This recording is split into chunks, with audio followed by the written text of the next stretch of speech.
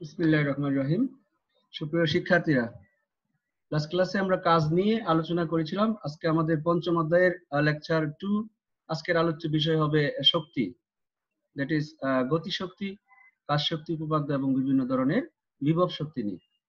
এখন লাস্ট ক্লাসে যে আমরা আলোচনা করেছিলাম যে কাজ, আমরা বলেছিলাম যে আসলে একটা বস্তুর উপর বল প্রয়োগ করে যখন কাজ করা হয়, আসলে মানে প্রায় প্রতি ক্ষেত্রেই দুটি করে কাজ হয়। হ্যাঁ, যেমন আমরা এই যে অভিকর্ষ বল দ্বারা কৃত কাজ হিসাব করেছিলাম, তারপর স্প্রিং বল দ্বারা কৃত কাজ হিসাব করেছিলাম, অর্থাৎ পরিবর্তনশীল বল দ্বারা কাজ আমরা হিসাব করেছিলাম। দেখো তাহলে এই যে স্প্রিং বল দ্বারা যখন আমরা কাজ হিসাব করেছিলাম, সেই ক্ষেত্রে আমরা দুটো বল এখানে কাজ করছে। একটা হলো বাহ্যিক এজেন্ট কর্তৃক প্রযুক্ত বল, আর একটা হলো তোমার প্রত্যায়নী বল।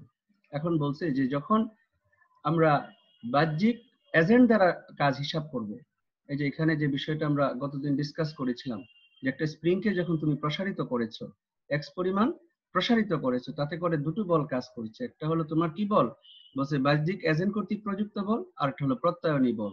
এই যে আমরা স্থিতিস্থাপক সীমার মধ্যে প্রত্যায়নী বল আমরা জানি F = -kx, আর বাহ্যিক এজেন্ট কর্তৃক যে বল সেটা হবে +kx, কারণ এই প্রত্যায়নী বল এবং প্রযুক্ত বল সমান এবং বিপরীত হবে। সেক্ষেত্রে আমরা প্রত্যায়নী বল দ্বারা যখন কাজ হিসাব করব, দেখো যখন বস্তুটার সরণ স্প্রিংটা প্রসারিত হচ্ছে, আমরা এক্স কে যখন ক্ষুদ্র ক্ষুদ্র অংশে বিভক্ত করেছিলাম, সেক্ষেত্রে কিন্তু ডিএক্স এর দিক ছিল ডান দিকে, বাট প্রত্যায়নী বলের দিক ছিল বাম দিকে। তাই এই এফ এবং ডিএক্স এর মাঝখানে অ্যাঙ্গেল ছিল 180 ডিগ্রি। 180 হওয়ার কারণে আমাদের এই কৃত কাজটা নেগেটিভ আসছে। তার মানে স্প্রিং যখন প্রসারিত হবে, তখন ওই প্রত্যায়নী বল দ্বারা কৃত কাজ নেগেটিভ হবে।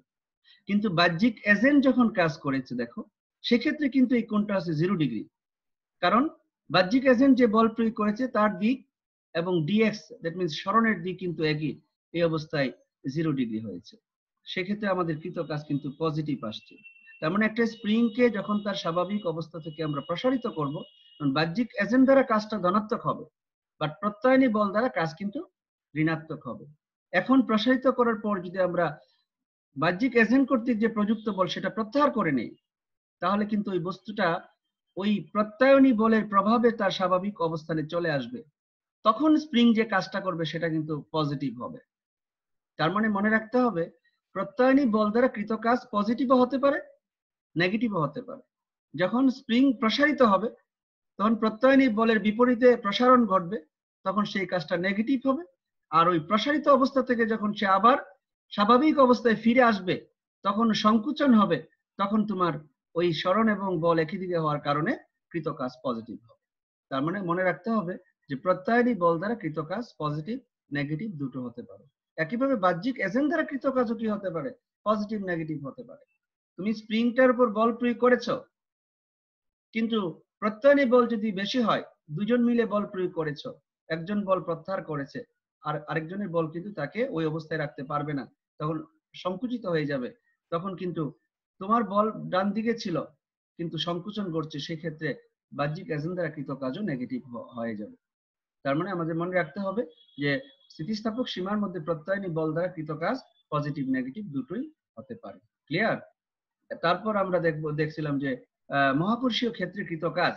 এই যে এখানে দেখো যে মহাকর্ষীয় ক্ষেত্রে সম্পাদিত কাজ, আমরা লাস্ট ক্লাসে যে আলোচনাটা করেছিলাম সেখানে কি ছিল, যে একটা বস্তু এই যে এই অবস্থানে ছিল, এই অবস্থান থেকে আমরা কোথায় তাকে ওই যে ডি অবস্থানে নিয়ে যাচ্ছি, মধ্যবর্তী একটা অবস্থান বি এবং সি।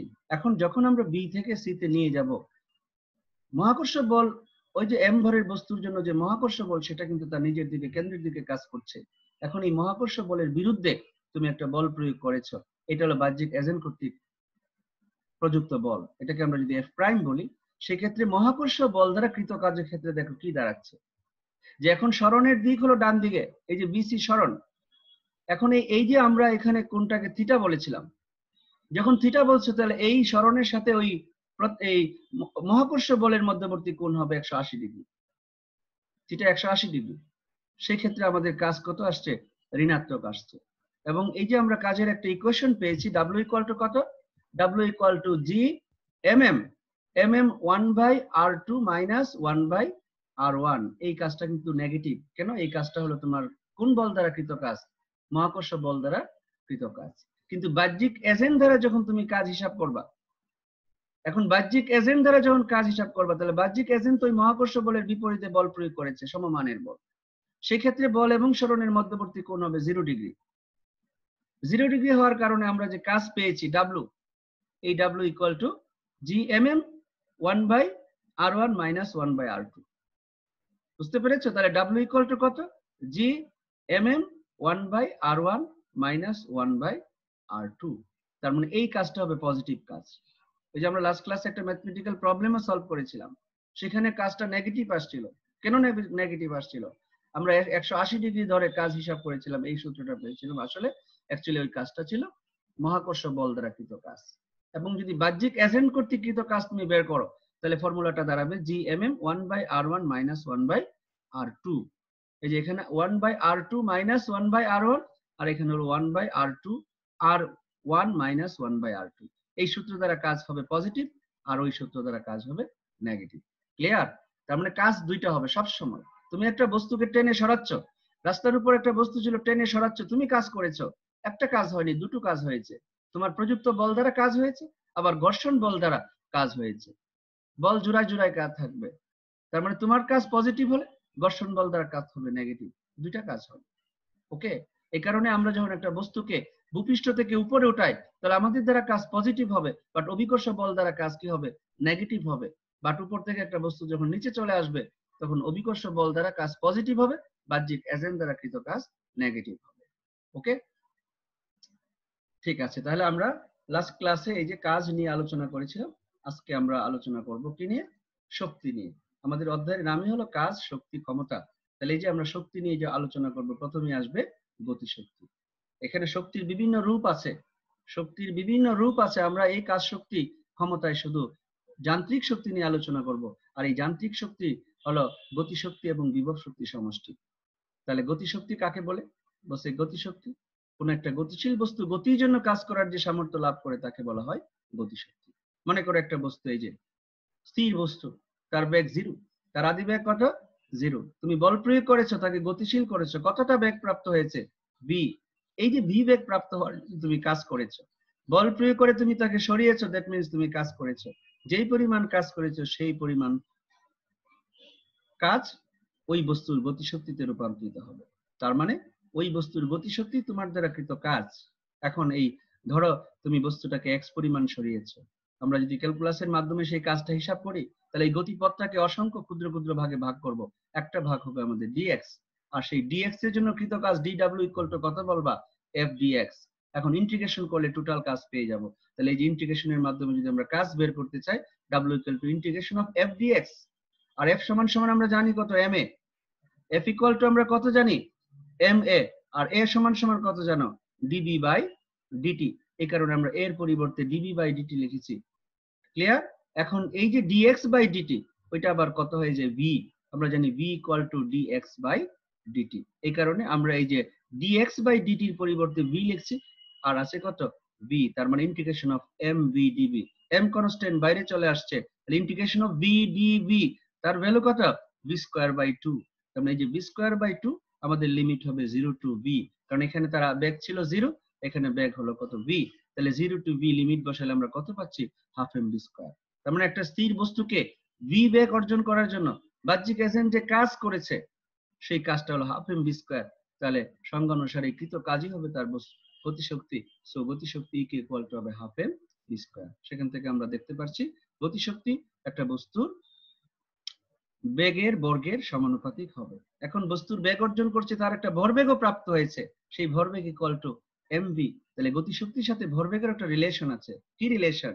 এই যে ইকে ইকুয়াল টু আমরা বলতে পারছি EK equal to half mv square. এটাকে আমরা half m square v square by 2m লিখতে পারি। এই যে m কে m স্কয়ার বাই m, তাহলে এটা হবে p স্কয়ার। সো ইকে সমান সমান কত বলা যাবে? EK equal to p square divided by twice m। বুঝছে? তাহলে এই সমীকরণ থেকে আমরা বলতে পারি যে একই ভরবেগ সম্পন্ন ভিন্ন ভিন্ন বস্তুর মধ্যে যার ভর কম, তার গতিশক্তি বেশি। যেমন আমরা জানি বন্দুক থেকে গুলি ছুড়লে কি হয়? বন্দুক এবং গুলির ভরবেগ সমান হয়, কিন্তু গুলির বেগ ভর কম হওয়ার কারণে তার গতিশক্তি বেশি হয়। এর মানে গুলিটা বেশি ক্ষতিগ্রস্ত করতে পারে। ক্লিয়ার? তাহলে আমরা গতিশক্তি কাকে বলে জানলাম, গতিশক্তির একটা ইকুয়েশন পেয়ে গেলাম। এখন কাজ শক্তি উপপাদ্য, কাজ শক্তি উপপাদ্য সেটা আমরা দেখি কি। ওকে, এখন বলছে যে কাজ শক্তি উপপাদ্য। এই যে কাজ শক্তি উপপাদ্য কি বলেছে, এই যে আমরা একটা বস্তুর উপর, অ্যাকচুয়ালি কাজ শক্তি উপপাদ্য কিন্তু শক্তির সংরক্ষণশীলতা নীতি। শক্তি সৃষ্টি নাই, ধ্বংস নাই, শুধু রূপান্তর হয়। এই যে আমরা একটা বস্তুর উপর বল প্রয়োগ করে, কোন একটা বস্তুর উপর লব্ধি বল করতে কৃত কাজ বস্তুর গতিশক্তির পরিবর্তনের সমান, এটা হলো কাজ শক্তি উপপাদ্য। তার মানে তুমি বল প্রয়োগ করে একটা বস্তুকে গতিশীল করেছো বা গতির পরিবর্তন করেছো, করতে গিয়ে তুমি কাজ করেছো, তুমি যে পরিমাণ কাজ করবে তোমার শক্তি সেই পরিমাণ ব্যয় হবে। এই ব্যয় তো শক্তি কি ধ্বংস হবে? বলছে যে না, সেটা ওই বস্তুর গতিশক্তিতে রূপান্তরিত হবে। তার মানে এই বস্তুটা যদি গতিশীল থাকে তার একটা গতিশক্তি থাকবে। সাপোজ তার গতিশক্তি ছিল 200 জুল, তুমি তাকে বল প্রয়োগ করে তার বেগ বাড়িয়ে দিয়েছো, তাতে করে তার গতিশক্তি হয়ে গেল 500 জুল। তাহলে এই যে গতিশক্তি 300 জুল বেড়ে গেছে, 300 জুল বেড়ে গেছে, এটা কি সৃষ্টি হয়েছে? নো, বলতে হবে তুমি 300 জুল কাজ করেছো। যে 300 জুল কাজ করেছো সেটা এখানে গতিশক্তিতে রূপান্তরিত হয়েছে, ফলে তার গতিশক্তি বৃদ্ধি পেয়েছে।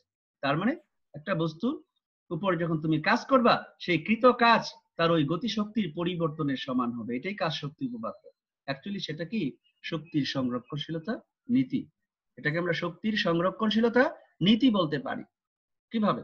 দেখো, যখন মনে করো একটা বস্তু কি ছিল, গতিশীল ছিল, তার আদি বেগ কত? V naught. তুমি বল প্রয়োগ করেছো, তাতে করে তার বেগ হয়েছে কত? ভি। তাতে যদি তার সরণ হয় এক্স, তাহলে এই যে এক্স পরিমাণ সরাতে তুমি কি পরিমাণ কাজ করেছো সেটা যদি ক্যালকুলাসের মাধ্যমে বের করতে চাও, তাহলে তার এই গতিপথ অর্থাৎ সরণটাকে অসংখ্য ক্ষুদ্র ক্ষুদ্র ভাগে কি করতে হবে? বিভক্ত করতে হবে। আর একটা ক্ষুদ্র অংশকে যদি আমরা ডিএক্স বলি, সেই ডিএক্স সরণের জন্য কৃত কাজ ডি ডাব্লিউ ইকুয়াল টু আমরা কত বলবো? F into dx. আর এফ সমান সমান আমরা বলেছি এম এ ডিএক্স, আর এ সমান সমান কত বলা যায়? A equal to dv by dt into হবে ডিএক্স। আর এই ডিএক্স বাই ডিটি কে আমরা ভি বলতে পারি, তার মানে এম ভি ডিবি, এটা বলা যায়। এই যে স্যার এখানে বলেছি যে বস্তুটাকে বি নট বেগ থেকে বি বেগে উন্নীত করতে গেলে যে কাজ, মোট কাজ W equal to integration of হবে এফ ডিএক্স। এফ সমান সমান এম এ, আর এম টাকে বের করলে এর পরিবর্তে আমরা ডিবি বাই ডিটি, আর dx by dt equal to আমরা কত বলতে পারি? বি বলতে পারি। তাহলে এখন ইন্টিগ্রেশন করো, বি ডিবি কে ইন্টিগ্রেট করলে কত হয়? B square by 2। B square by 2, তাহলে লিমিট হবে বি নট থেকে ভি, তার মানে that means half M B square minus v not square, তাহলে half M B square minus half M B square. তার মানে এই যে ডাব্লিউ ইকুয়াল টু আমরা কত পেয়েছি?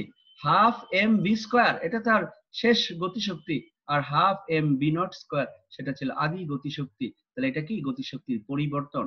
তাহলে আমরা বলতে পারছি একটা বস্তুর উপর লব্ধি বল দ্বারা কৃত কাজ তার গতিশক্তির পরিবর্তনের সমান। এটা হলো কাজ শক্তি উপপাদ্য। অ্যাকচুয়ালি সেটা হলো শক্তির সংরক্ষণশীলতা নীতি। কাজ শক্তি উপপাদ্য এটাই বলছে যে শক্তি সৃষ্টি হচ্ছে না, ধ্বংস হচ্ছে না, শুধু রূপান্তর হচ্ছে। যে কাজ করছে তার যান্ত্রিক শক্তি ব্যয় হচ্ছে, আর সেটা ওই বস্তুর গতিশক্তিতে রূপান্তরিত হচ্ছে। ক্লিয়ার? কাজ শক্তি উপপাদ্য। ওকে, তাহলে আমরা কি শিখলাম? যে গতিশক্তি কাকে বলে এবং কাজ শক্তি উপপাদ্য কি। এবার চলো দেখি বিভিন্ন ধরনের বিভব শক্তি। এখন বিভব শক্তি কাকে বলে? বিভব শক্তির সংজ্ঞা কি একজন বলো স্যারকে। বিভব শক্তি কাকে বলে? বলছে কোন একটা বস্তুকে তার স্বাভাবিক অবস্থান, দেখো এখানে দুটো শব্দ জড়িত। কোন একটা বস্তুকে তার স্বাভাবিক অবস্থান, আর হলো স্বাভাবিক অবস্থা, একটা হলো অবস্থান আর হলো অবস্থা। স্বাভাবিক অবস্থান থেকে অন্য কোনো অবস্থানে বা স্বাভাবিক অবস্থা থেকে অন্য কোনো অবস্থায় নিলে বস্তুটি কাজ করার যে সামর্থ্য লাভ করে তাকেই বিভব শক্তি বলা। তো সেই বিভব শক্তি বিভিন্ন ধরনের হতে পারে, বিভিন্ন ধরনের, যেমন অবিকর্ষীয় বিভব শক্তি, স্থিতিস্থাপক বিভব শক্তি, তড়িৎ বিভব শক্তি, বৈদ্যুতিক বিভব শক্তি। তোমরা স্থির তড়িতে পড়েছ, স্থির তড়িৎ বিভব থেকে বিভব শক্তি। আজকে আমরা আলোচনা করব অবিকর্ষীয় বিভব শক্তি, স্থিতিস্থাপক বিভব শক্তি। এখন অবিকর্ষীয় বিভব শক্তি কাকে বলে? কোন একটা বস্তুকে অবিকর্ষীয় বলের বিরুদ্ধে কোন একটা বস্তুকে তার স্বাভাবিক অবস্থান থেকে অন্য কোনো অবস্থানে নিয়ে গেলে বস্তুটি কাজ করার যে সামর্থ্য লাভ করে তাকে আমরা বলবো অবিকর্ষীয় বিভব শক্তি। একটা টেবিলের উপর একটা বই আছে, এটা তার স্বাভাবিক অবস্থান। এখানে টেবিলের সাপেক্ষে তার বিভব শক্তি 0। কিন্তু সাধারণত স্বাভাবিক অবস্থান বলতে আমরা সাধারণত ভূপৃষ্ঠটাকে আমরা একটা বস্তুর স্বাভাবিক অবস্থান হিসাবে বিবেচনা করব। তার মানে অভিকর্ষীয় বিভব শক্তি আলোচনা করার জন্য সাধারণভাবে আমরা ভূপৃষ্ঠটাকে তার স্বাভাবিক অবস্থান চিন্তা করব।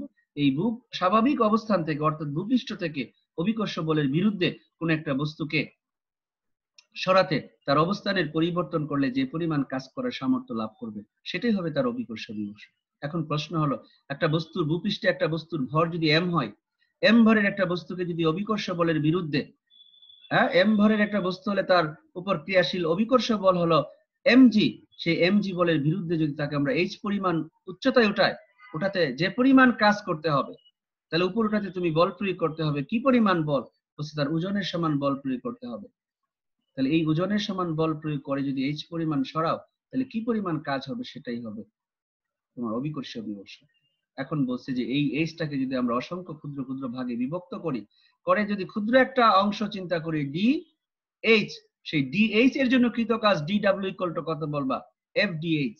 আর এফ সমান সমান কত বলবা? M g. তাহলে এফ এর পরিবর্তে যদি এম জি বলো, এম জি কনস্ট্যান্ট বাইরে চলে আসবে, তার মানে integration of D H equal to কত হবে? এইচ। তার মানে আমাদের এই কৃত কাজ mgh সেটাই হবে ওই অবস্থানে বস্তুর বিভব শক্তি mgh। এটাকে আমরা অভিকর্ষীয় বিভব শক্তি বলবো। ওকে, এবার স্থিতিস্থাপক বিভব শক্তি সেটা কি?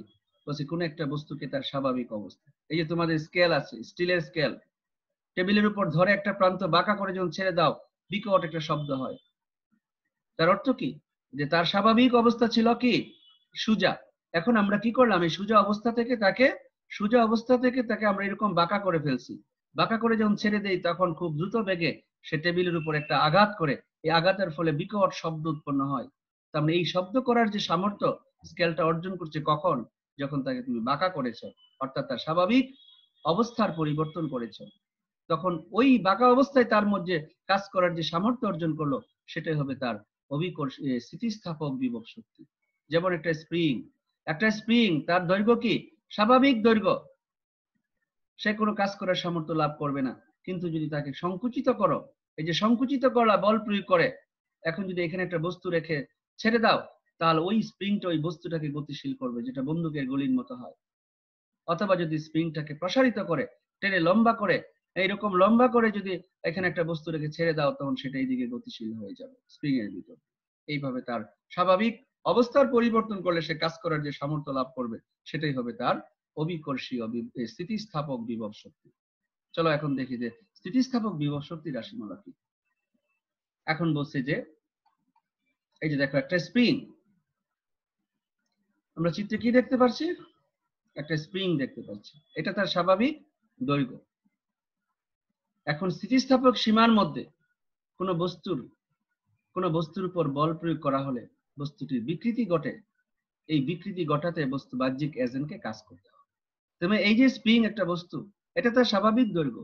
এখন বাহ্যিক বল প্রয়োগ করে যদি তুমি যে বাহ্যিক বল প্রয়োগ করে তার দৈর্ঘ্য যদি প্রসারিত করতে গিয়ে তোমাকে কাজ করতে হবে।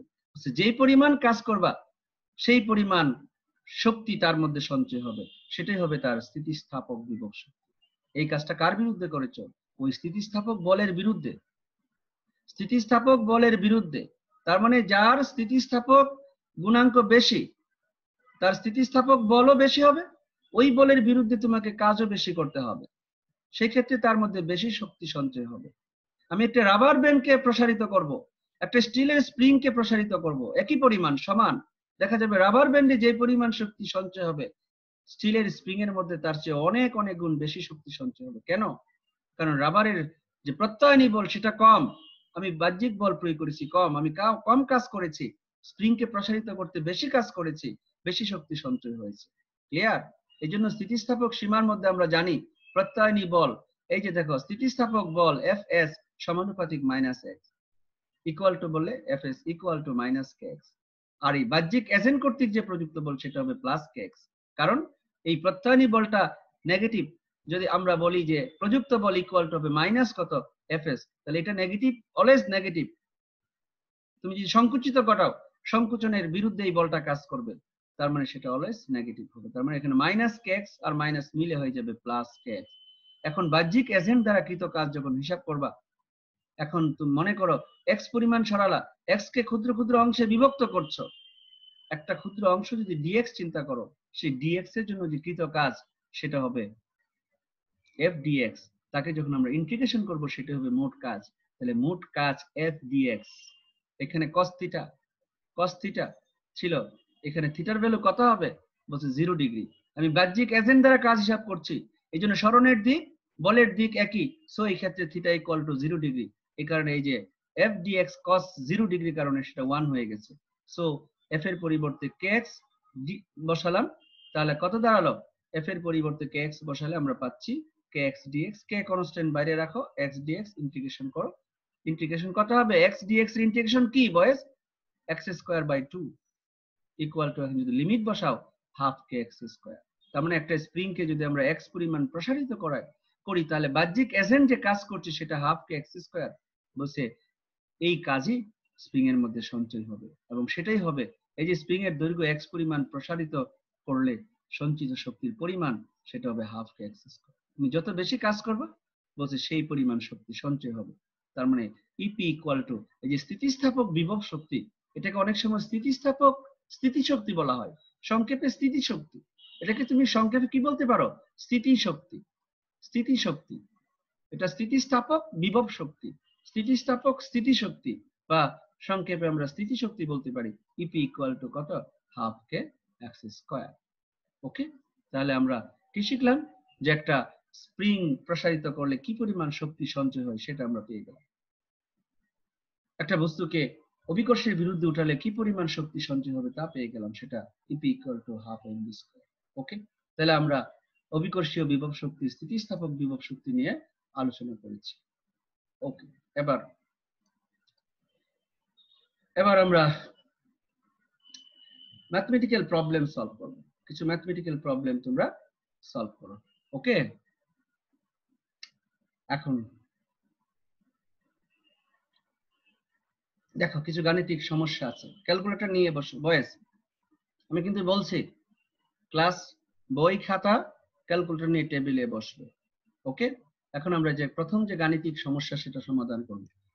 ওকে, এখন বলো, যে বলছে যে 0.25 কেজি ভরের একটি বস্তুকে খাড়া উপরের দিকে নিক্ষেপ করলে এটি 10 সেকেন্ড পর ভূপৃষ্ঠে ফিরে আসে। নিক্ষেপের 4 সেকেন্ড পর এর গতিশক্তি কত হবে? বিভব শক্তি কত হবে? যান্ত্রিক শক্তি কত হবে? সবকটা আমরা করে ফেলি। ওকে, এখন বলছে যে বলো, যে একটা বস্তু ভূপৃষ্ঠ থেকে কোথায় আমরা উপরের দিকে নিক্ষেপ করলাম, 10 সেকেন্ড পরে যদি সেটা ভূপৃষ্ঠে ফিরে আসে, তুমি কত বেগে নিক্ষেপ করছো বলো স্যারকে? কোন সূত্র হবে? পার্টিসিপেন্ট বলো, কোন সূত্রের মাধ্যমে? এই সময়টা কি তার 10 সেকেন্ড? স্যার পর্যায়কাল। স্যার ভিজি হলো v0 প্লাস জিটি। বিচরণ কাল, পর্যায়কাল না।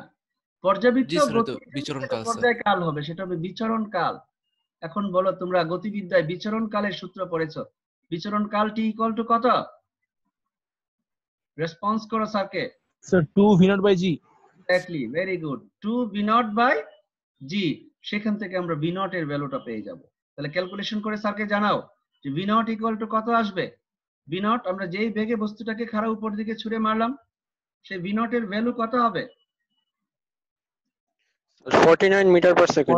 49 মিটার পার সেকেন্ড। তোমরা দ্বাদশের স্টুডেন্ট, স্যার গত ক্লাসে স্বাগত জানিয়েছি দ্বাদশ শ্রেণীতে, এখন তোমাদেরকে সিরিয়াস হতে হবে। 49 ক্লাস 3 স্টুডেন্ট আর দ্বাদশ স্টুডেন্টের বিহেভিয়ার এক হলে চলবে না। ওরা বাচ্চা, ওরা দুষ্টুমি করতে পারে, বাট তোমরা দ্বাদশের স্টুডেন্ট, তোমাদের সিরিয়াস হতে হবে। সামনে তোমাদের জীবন গড়ার পরীক্ষা, ইন্টারমিডিয়েট পরীক্ষা। এই রেজাল্টের উপরেই তুমি ডাক্তার হবে নাকি ইঞ্জিনিয়ার হবে নির্ধারিত হবে, কি হবে তোমার বাকি জীবন কিভাবে চলবে। সো এই সময়টা কাজে লাগাও। আমাদের এই পরিস্থিতিতে, করোনা পরিস্থিতিতে বসে থাকলে চলবে না, ইনশাআল্লাহ স্বাভাবিক হয়ে যাবে সবকিছু কিছুদিনের মধ্যে। ওকে, 49, তাহলে আমরা বলতে পারছি বস্তুটাকে 49 মিটার পার সেকেন্ড বেগে উপরের দিকে নিক্ষেপ করলাম। এখন নিক্ষেপের 4 সেকেন্ড পরে যদি বস্তুটা এরকম একটা অবস্থানে থাকে, তাহলে আমাকে বলো যে ওই অবস্থানে তার গতিশক্তি কত হবে, বিভব শক্তি কত হবে। তাহলে গতিশক্তির যে ইকুয়েশন আমরা জানি যে 4 সেকেন্ড পরে যদি তার বেগ v হয় তাহলে আমরা কত বলবো? এই যে সময় পেয়ে গেছি 4 সেকেন্ড, সময় বলেছে 4 সেকেন্ড, আদিবেগ v not equal to 49 metre per second. তাহলে এখন আমাকে বলো যে 4 সেকেন্ড পরে তার বেগ কত? আমরা জানি নিক্ষিপ্ত বস্তুর ক্ষেত্রে v equal to v not minus gt। তাহলে সেই সূত্র অনুসারে কত আসবে? 49 minus sir 9.8 metre per second. 9.8 metre per second. তাহলে সেখানে তার গতিশক্তি ইকে ইকুয়াল টু আমরা কত পাবো? EK equal to half M V square. বস্তুটার ভর হলো 0.25 kg, half into 0.25 into 9.8 square. এই হলো আমাদের গতিশক্তি। রেজাল্টটা কত আসছে? EK equal to Sir, 12.005. Okay 12.005 আসছে। তাহলে আমাদের গতিশক্তি 12.005। তোমাদের আর 10 মিনিট সময় আছে। 12.005। ওকে স্যার লিখে ফেললাম। তাহলে 12.005 জুল হলো গতিশক্তি। এখন যদি আমরা অভিকর্ষীয় বিভব শক্তি বের করতে চাই তাহলে 4 সেকেন্ডে সে কতটুকু উপরে উঠছে উচ্চতাটা বের করতে হবে। সেই উচ্চতা বের করার সূত্র কি হবে? h equal to v not t minus half gt square. এই সূত্র থেকে আমরা উচ্চতা পেয়ে যাব। সেই উচ্চতা কত হবে? 49 49 গুণন 5 নাকি 4 মাইনাস হাফ জি মানে 4.9 ইন্টু 4 স্কয়ার। এই রেজাল্টটা কত আসে? h ইকুয়াল টু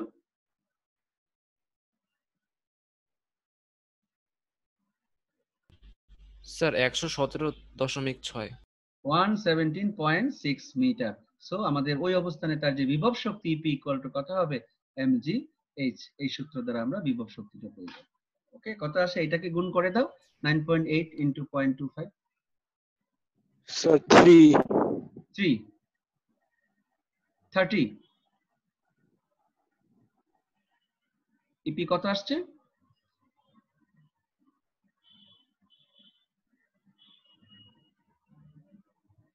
0.25 গুণন 9.8 গুণন 117.6 ইকুয়াল টু কত আসে?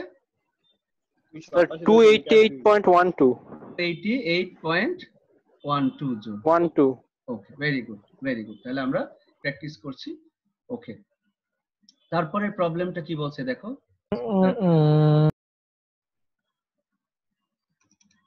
এরপরে দেখো একটা প্রবলেম আছে এখানে স্প্রিং এর। বলছে যে স্প্রিং এর একটা প্রবলেম, সেটা কি যে স্প্রিং এর প্রবলেমটা কি বলছে যে একটা এত নিউটন পার মিটার স্প্রিং ধ্রুবকের একটি বন্দুকের স্প্রিংকে কত সেন্টিমিটার? 10 সেন্টিমিটার প্রসারিত করে 50 গ্রাম ভরের একটি গুলি ছুড়লে গুলিটি কত বেগে বন্দুক থেকে বের হবে? ধরো তোমার বন্দুকের একটা কি ছিল? স্প্রিং ছিল। একটা এই যে বন্দুকে একটা স্প্রিং ছিল, এই অবস্থায় ছিল, এত বড় ছিল।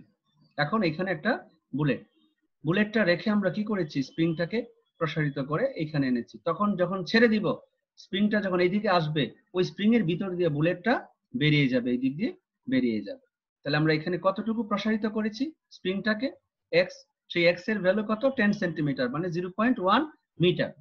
যখন আমরা এক্স পরিমাণ প্রসারিত করেছি তার মধ্যে একটা বিভব শক্তি সঞ্চয় হয়েছে, সেটা কত বলবা? Half K x square. Half K x square. আর এই যে বিভব শক্তি সেটাই স্প্রিং কে গতিশক্তি, বুলেটের মধ্যে গতিশক্তি হিসাবে কি হবে? সঞ্চারিত হবে। এই স্প্রিং এর বিভব শক্তি বুলেটের গতিশক্তিতে রূপান্তরিত হবে। এখন বুলেটের ভর যদি m হয়, তার গতিশক্তি কে ইকুয়াল টু কত বলবা? Half M V square. এই ভিটা আমাদের বের করতে হবে যে বুলেটটা কত বেগে বেরিয়ে যাচ্ছে, ভি বেগে। তার মানে আমরা শক্তির যে সংরক্ষণশীলতা নীতি, এটা শক্তির সংরক্ষণশীলতা নীতি, যে শক্তি সৃষ্টি হবে না ধ্বংস হবে না, শুধু স্প্রিং এর বিভব শক্তি বুলেটের গতিশক্তিতে রূপান্তরিত হবে। That means E K equal to কত বলবো আমরা? ইপি। অতএব half M V square equal to হবে হাফ কে এক্স স্কয়ার। তাহলে হাফ কেটে দাও, এম এর মান বসাও, তাহলে ভি সমান কত হবে? বুলেটের বেগ v equal to root over কত? K x square by m. এই মানগুলো বসাও। কে এর মান 100, কে এর ভ্যালু কত? 100।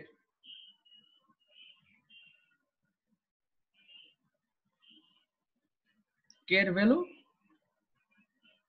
100 ইন্টু এক্স হলো 0.1 স্কোয়ার বাই এম কত 0.05 রুট ওভার করো, করে দেখো রেজাল্টটা কত আসে। 4.47 4.47 মিটার পার সেকেন্ড বেগে বুলেটটা বেরিয়ে যাবে। নিশ্চয়ই বুঝতে পেরেছো। ওকে, নেক্সট প্রবলেমটা তোমরা নিজেরা এবার ট্রাই করো। নেক্সট প্রবলেমটা নিজেরা ট্রাই করো। ওকে, দেখি রেজাল্টটা কে আগে বলতে পারে। ওকে, কি বলছে? হ্যাঁ বলো, নেক্সট প্রবলেমটা কি বলো।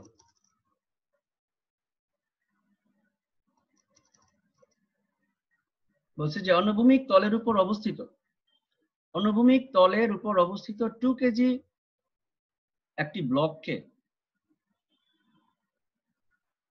1000 নিউটন পার মিটার বল ধ্রুবকের একটি অনুভূমিক স্প্রিং এর এক প্রান্তে যুক্ত করা হলো। সাম্য অবস্থান থেকে 10 সেন্টিমিটার প্রসারিত করে ব্লকটিকে স্থির রাখা হলো। এই অবস্থায় স্প্রিং এর সঞ্চিত স্থিতিস্থাপক বিভব শক্তি পরিমাণ কত হবে? পারবো না, যেখানে কে এর মান দেওয়া আছে। কে কত? K equal to 1000 newton per metre. তারপর স্প্রিং সাম্যাবস্থান থেকে স্প্রিংটাকে কতটুকু প্রসারিত করেছো? এক্স ইকুয়াল টু আমরা বলবো 10 সেন্টিমিটার 0.1 মিটার। এই যে রেখে স্থির রাখলাম, এই স্থির অবস্থায় তার মধ্যে সঞ্চিত স্থিতিশক্তির পরিমাণ কত হবে? তাহলে ওই প্রসারিত করতে যে পরিমাণ কাজ করেছো সেটাই তো হবে সঞ্চিত স্থিতিশক্তি। সেটা কত হবে? Half K x square. Sir 5 Newton, মানে কত আসে? 5 জুল আর কি। 5 জুল। 5 আচ্ছা, হাফ ইন্টু 1000 ইন্টু হবে 0.1 স্কয়ার, তাই না? 0.1 স্কয়ার, তাহলে এটা 5 জুল। 5 জুল আসতেছে তার সঞ্চিত বিভব শক্তি। ওকে, এখন যদি তোমার টিচার প্রশ্ন করে, যে স্প্রিংটা কি ছিল? সাম্য অবস্থায় ছিল। এই যে ব্লকটা, এটা ছিল তার সাম্য অবস্থা। এখন স্প্রিংটাকে তুমি প্রসারিত করে ফেলছো, প্রসারিত করার ফলে এখানে শক্তি সঞ্চয় হচ্ছে। এখন যদি বলে যে এই যে তুমি যদি বাহ্যিক বল প্রত্যাহার করো, তখন এই ব্লকটা আবার তার স্বাভাবিক অবস্থানে ফিরে আসবে। কত বেগে ফিরে আসবে? কত বেগে ফিরে আসবে? এই সাম্য অবস্থানে তার বেগ কত হবে? সেটা এইভাবে পর্যাবৃত্ত গতি, সরল ছন্দিত গতিতে এইভাবে স্পন্দিত হতে থাকবে। তাহলে এই সাম্য অবস্থানে ব্লকের বেগ কত? স্যারকে বলো তো, সাম্য অবস্থানে ব্লকের বেগ কত হবে? তার মানে ব্লকের স্প্রিং এর সঞ্চিত বিভব শক্তি হলো 5 জুল। এই শক্তিটা নিয়েই তো সে এখানে আসবে। যখন তোমার সাম্য অবস্থানে আসবে 2.23 তাহলে বিভব শক্তি 0 হয়ে যাবে, পুরাটা হয়ে যাবে গতি শক্তি। তার মানে এই EP 2.23 metre per second square. তাহলে EP equal to E K সমান ধরে আমরা কত বলবো? যে half M B square equal to হবে 5 জুল। সেখান থেকে ভি এর মান আসবে 2.2, আবার বলো 2.23, এত 236 মিটার পার সেকেন্ড এই বেগ নিয়ে এসে ফিরে আসবে। ওকে, তাহলে আজকে আমরা আলোচনা থেকে কি শিখলাম? যে গতিশক্তি কাকে বলে, কাজ শক্তি উপপাদ্য কি। অ্যাকচুয়ালি কাজ শক্তি উপপাদ্য আমরা দেখলাম যে শক্তির সংরক্ষণশীলতা নীতি এবং বিভিন্ন ধরনের বিভব শক্তি, আমরা দেখলাম। তার মধ্যে অবিকর্ষীয় বিভব শক্তি এবং স্থিতিস্থাপক বিভব শক্তি। ওকে, তাহলে এই রিলেটেড তোমরা গাণিতিক সমস্যাগুলো এখন সমাধান করো। না যদি বুঝো তাহলে সেগুলো নেক্সট ক্লাসে স্যারকে বলবে, স্যার ইনশাআল্লাহ সমাধান করে দিবে। ওকে, হ্যাঁ, তাহলে আজকে এই পর্যন্তই।